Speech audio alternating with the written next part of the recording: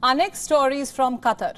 On Friday, it sentenced 8 Indian nationals to death. All 8 of them happen to be former Indian Navy personnel. 48 hours on, there's one question that everyone's asking. Will India be able to save them? Will it be able to get the sentence nullified and bring its veterans home? Let's tell you about the efforts being made by New Delhi. To start with, Indian Navy Chief Admiral R. Hari Kumar has issued a statement. He has said that the authorities are taking every possible step to ensure relief for the 8 personnel detained in Qatar. Allow me to quote his exact statement. The court hearing was supposed to be transcribed and provided to us on Sunday, but we heard the MEA statement on this. Every effort is being made by the government to ensure we take this up through the legal course and we get relief for our personnel. Shortly before this statement was issued, back in New Delhi, the Indian External Affairs Minister S. Jaishankar met with the families of the 8 Indians put on death row. He assured them that the government will make all efforts to secure their release. The Foreign Minister also put out a tweet about the meeting. It reads, and I quote, "Met this morning with the families of the 8 Indians detained in Qatar, stressed that the government attaches the highest importance to the case, fully share the concerns and pain of the families, underline that the government will continue to make all efforts to secure their release, will coordinate closely with the families in that regard." Now here's the thing, the personnel in question have been in jail since 2022.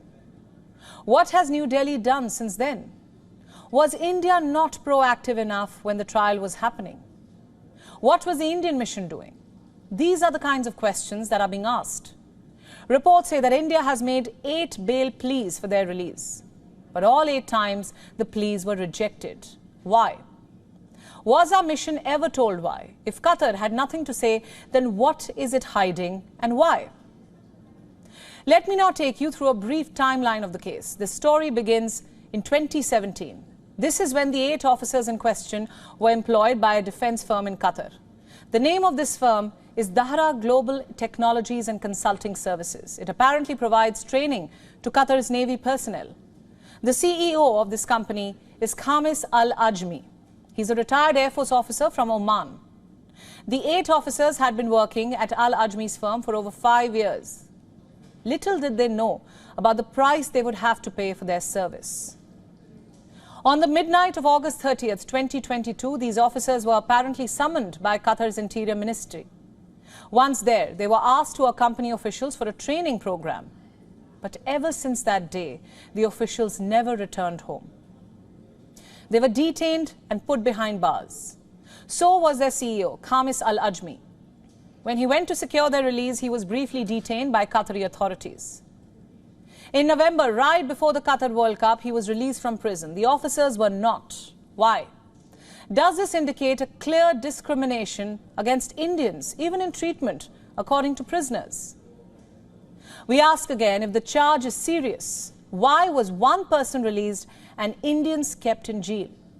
Why were Indians only detained?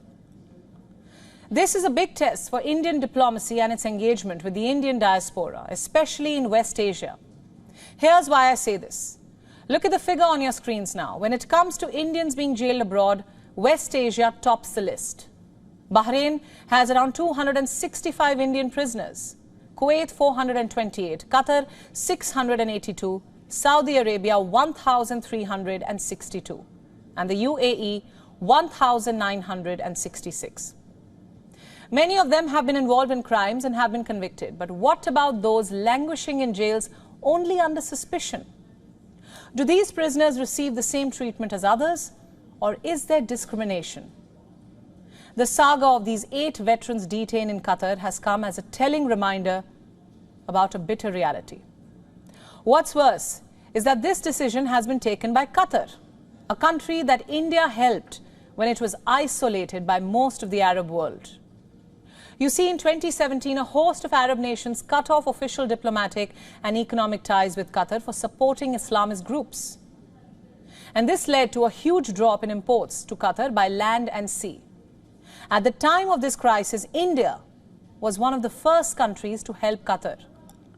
It restructured import lines to circumvent the blockade.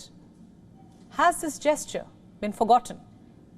WION World is now available in your country. Download the app now and get all the news updates on the move.